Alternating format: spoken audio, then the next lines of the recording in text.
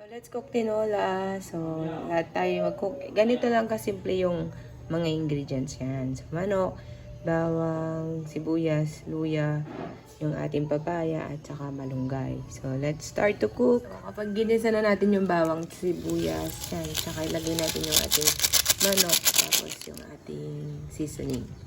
Kasi lang natin siya na magmantika ng konti, then we will pour out water on it. Pwede na natin siya sabawan.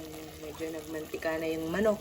So, pwede na natin lagyan ng sabaw. Tapos, bigyan ng konting patis o kaya asin. So, ilalagay na natin. So, pag kumukulo na, ilalagay na natin yung ating papaya. Papaya, yaya.